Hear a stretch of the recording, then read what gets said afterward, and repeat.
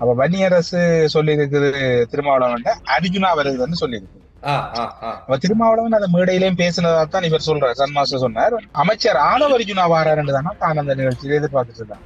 இங்க பார்த்தா வந்த அர்ஜுனா வேறையா ராமநாதன் அர்ஜுனா அர்ஜுனாண்டிகள் தாண்டிக்குதான் தந்த கட்சியை சேர்ந்து ஆதவ அர்ஜுனாவைத்தான் அர்ஜுனாண்டி சொல்றாங்க என்று தானதை நினைச்சிடும்.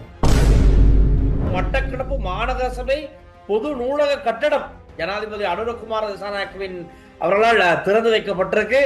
விளக்கம் தெரியாம ஒரு கையை வச்சு டான் இழுத்து திரைச்சீலைய நீக்கி அவர் பெரிய ஒரு படம் முன்னணி வழி கிடைத்திருக்கிறார். எங்களுக்கு ஒட்டுமில்ல உறவுமில்ல, நாங்கள் தனி வழி என்றதான் சுமந்திரம் கூறினவர் எங்க யாழ்ப்பாணத்துல போன மே தினத்துல. அது சூடாரம் தான் இங்க வந்து நிக்கிறேன். என்பிபி மட்டக்களப்பு நூலக திறப்பு விழாவில் பிள்ளையங்களி தொட்டிலை மாட்டிருக்கு. இது விளக்கம் தெரியாது. சுமந்திரம் இல்ல, சுமந்திரங்க நல்லா விளக்கம் தெரியும். அம்பிட்டிய சுமரத்தின தேரரை சந்திச்சிருக்காரு போல.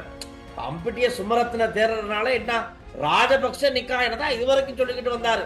அவரே ஓப்பனா சொல்லிட்டாரு. இந்த சந்திப்புக்கு அப்புறம் இந்த நிக்காயவே மாறிடுச்சு. ராஜபக்ச நிக்காய் அதமம் நிக்காயமா இருக்கிறார். ஐயோ சாது, நீங்க அந்த நிக்காயில எது சாமி, இங்க வந்துடாத, இங்க நிம்மதியா எல்லாம் இருக்காங்க.